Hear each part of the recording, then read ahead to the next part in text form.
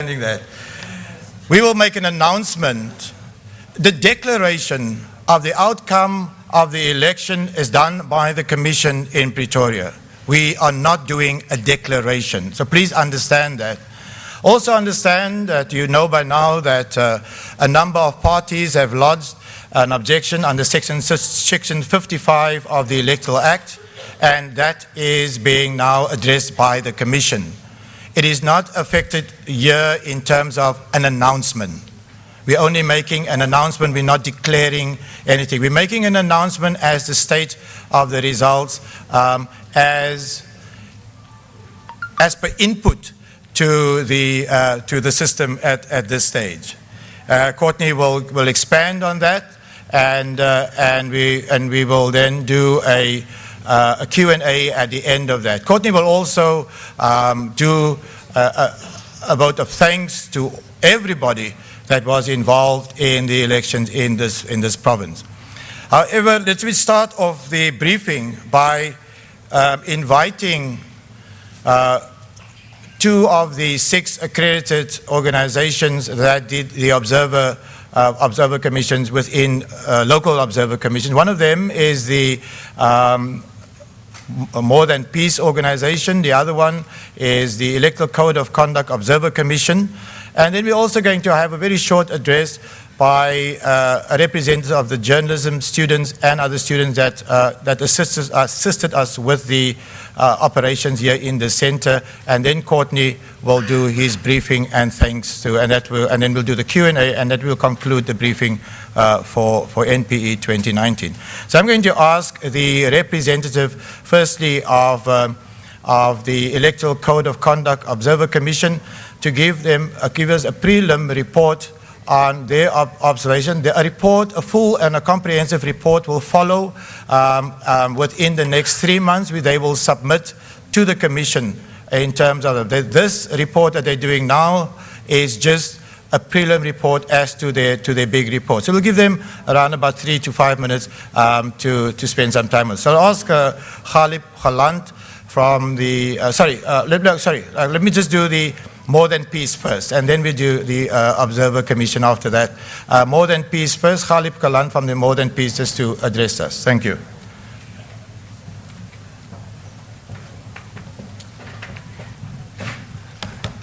Thank you very much, and good afternoon, ladies and gentlemen. This has been an amazing election, we found. More Than Peace is an observer group made up of largely faith-based organizations. And this was our outing. We went and observed 130 polling stations across the Western Cape. And we found that generally the elections proceeded very well. South Africans took the call to cast their vote and to be active citizens in this democracy very seriously. Many braved the inclement winter weather and stood in queues for a long time and exercised, I guess, that South African quality of patience at important events. Elections, though, we find elections are an exercise in trust, and it's a trust that we place in the leadership that we elect.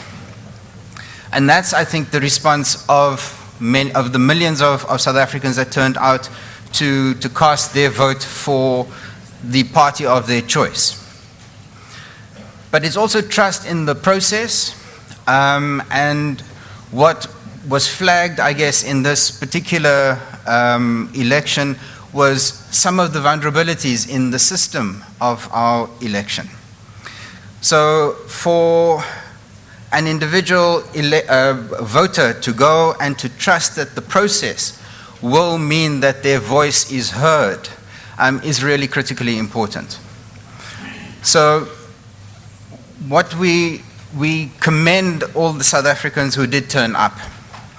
And also the process generally was conducted well, but the vulnerabilities in trying to have 26 million people vote were highlighted. And we saw those in the Section 24A applications. So South Africans also, I think, we exercise our rights when we have them, and so we have the right to vote anywhere in the province. And perhaps what we identified in regard to that was this interplay between the rights exercised by citizens and then the process to manage the election. And where those two are not in concert, things will fall apart. Fortunately, in what we observed, I know there are these cases around people who double voted, etc. We can't comment on that because we did not observe that. The fact that the process allows for that is something that we need to take up also in the next 18 months when we're looking towards the local government elections. One other vulnerability, I guess, that we did observe was the immense challenge it is for the IEC to pull this election off. Over the 3 days, the 6th, 7th, and 8th, the IEC expands exponentially in terms of its staff. And to ensure that all of those staff are properly trained and properly prepared is a mammoth task. And so some of what we saw were also just some failings in terms of staff understanding the role properly. Most presiding officers were amazing, and one could tell the experienced ones from the ones for whom this was their first outing. And that, I think, would be one of the things that we want to suggest to the IEC, is to look at, is the deepening of the training of the electoral staff. We appreciate the challenge that presents in trying to pull off a national and provincial election. Having said that, perhaps just to come back to the issue of trust, elections are about trust, and elections are also about trust both in our leadership and the people that we elect, and I also need to trust as a voter that when I step up and I want to be active, that I will be listened to. For that, we need to make sure that the system to allow that to happen is solid. These vulnerabilities need to be addressed. The vulnerabilities also highlight that where, as individual voters perhaps, we undermine the trust by, for example, trying to vote twice. We need to look at that relationship as well. To some extent, perhaps what I'll end off by saying, 2019, the Western Cape, we came out, we made our mark, those of us who did, once. And some of us maybe tried twice or 3 times. But we made our mark. And for the next 5 years, we now have a new leadership. What we would call on voters to do is to take up this opportunity again in 2021, when we have local government elections, to remain active in the life of this country, this province, and in their municipalities. And similarly, I want to thank the Observer Corps, both of More Than Peace, but also the other observers who exercise their active citizenship by ensuring that the integrity of this election was as free and fair as it could be. So by stepping up as observers, we also make a contribution to ensure that the process is as open, transparent, and as strong as it can be. We know that the issues that we have had will be dealt with. And we commend also the IEC for the efforts that they've made to ensure and re-establish our trust in the process. Thank you.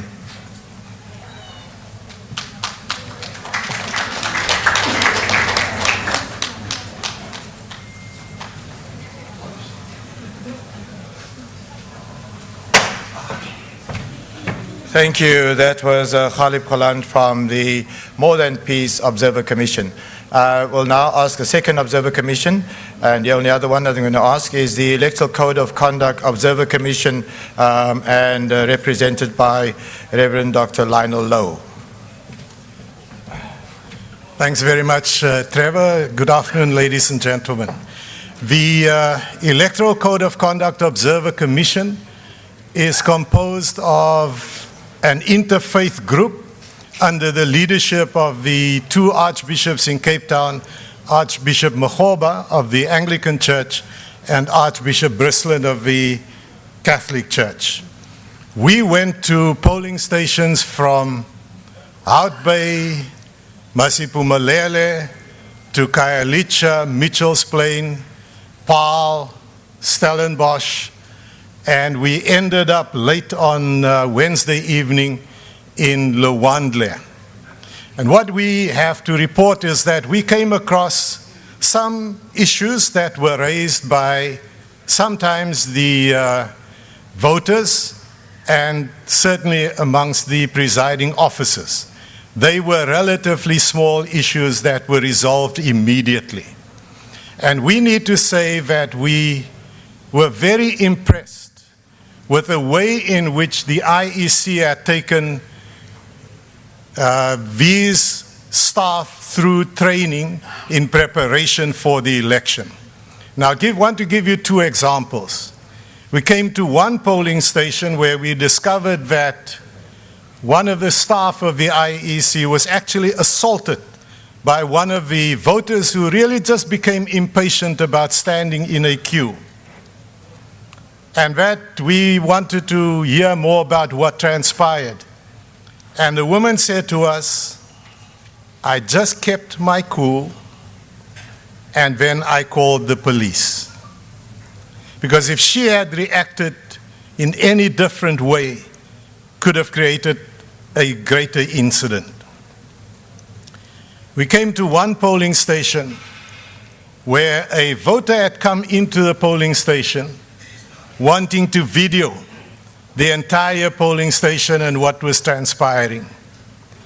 The presiding officer said to us, "My training prepared me to manage this situation." And we checked with the party agents who expressed their satisfaction with the way in which the presiding officer had managed that situation.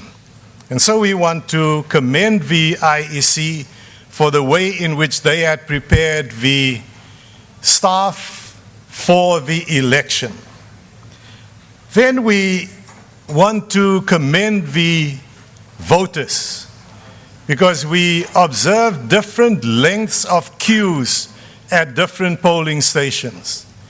But voters exercised a great deal of patience, waiting their turn in order to cast their votes. And we want to commend the voters for that. There was enthusiasm on the part of them. There was a willingness to stand and wait their turn. We were also impressed with the difference in infrastructure available to the IEC in different communities in preparation for this election. The disparities were so stark.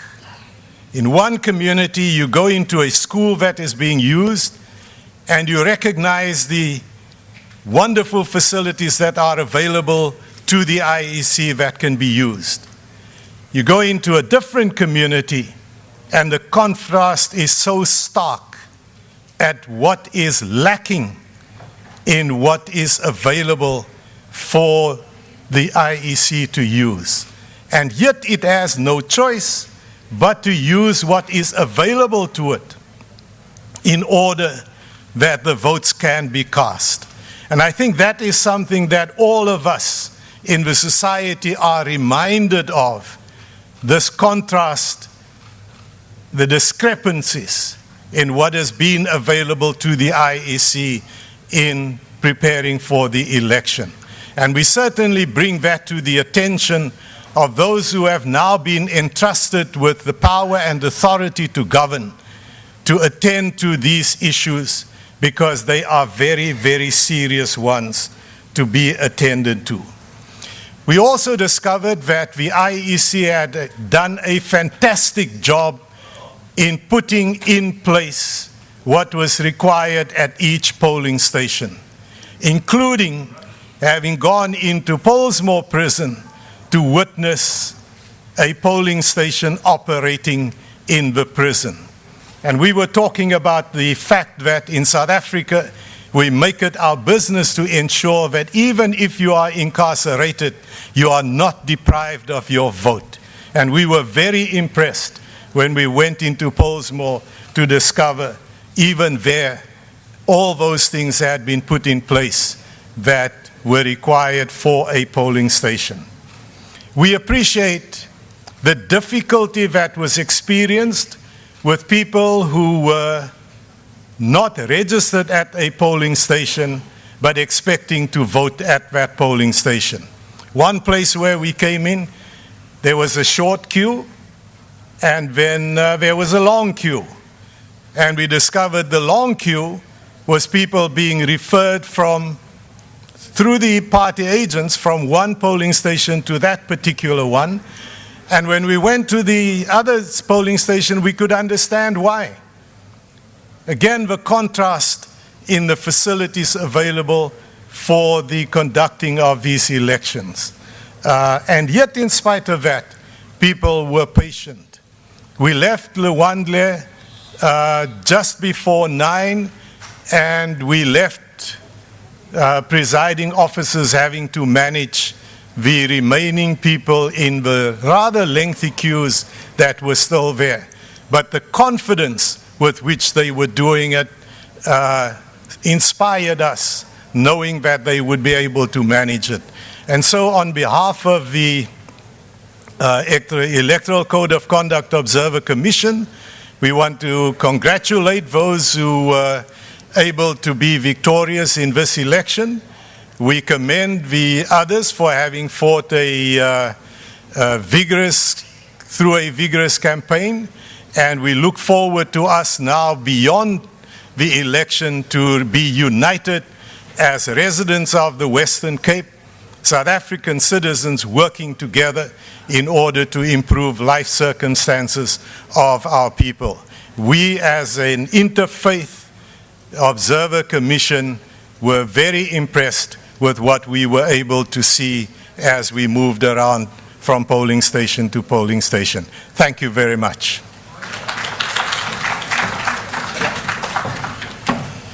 Thank you, Reverend Lionel No from ECOC.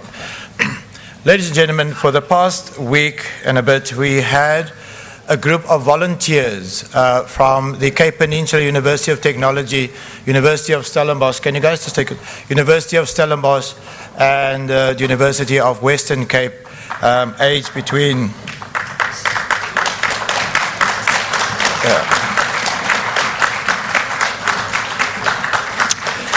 aged between 19 and 30.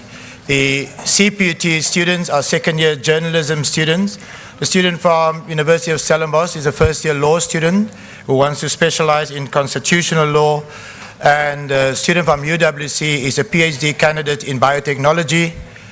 She wants to experience this. So I'm going to ask the CPUT representative just to give an overview. Thank you. Good day, everyone. I'm Zoe Fick. I'm the representative for the group of student volunteers from CPUT. I'd like to thank the IEC. Oh, sorry. I'd like to thank the IEC and CPUT for its collaborative effort in bringing us this opportunity to experience political reporting firsthand and to also see how the media operates firsthand, as well as how these political parties conduct the elections. As a group of journalism students, we were given the opportunity to actually see how the media operates and how vital it is to upholding these democratic systems that are so vital to our country's democracy. Over the past few days, we were responsible for various tasks such as accreditation, media information liaising, as well as communications, and also the round work, such as getting the coffee and doing the photocopies. I'd like to thank all the media houses involved for taking us under your wing and showing us what it is that you do. To all the crews and the operative systems, thank you so much for showing us the media production that goes into an event such as this. Lastly, I'd like to thank everyone involved and who are responsible for ensuring that everything runs smoothly. Also to the political parties involved, thank you for piquing our political interest and for allowing us to see how you campaign and how you plan on affecting social change. On behalf of my group, I can truly say that it was an incredible opportunity to be a part of the elections and to be able to stand here as a group and represent what it means to be 25 years of a democracy.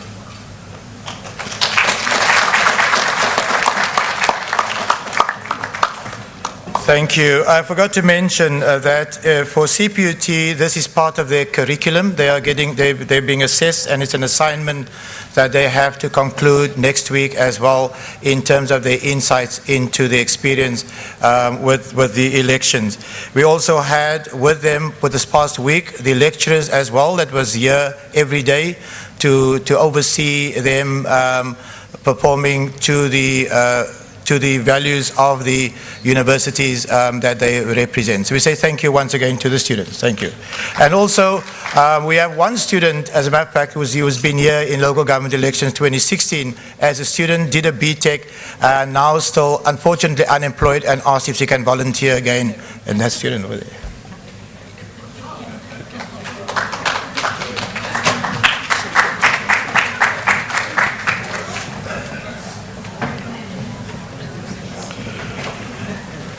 Thank you. I'm now going to ask Courtney to present his briefing, and we will have a Q&A immediately following that. So thank you.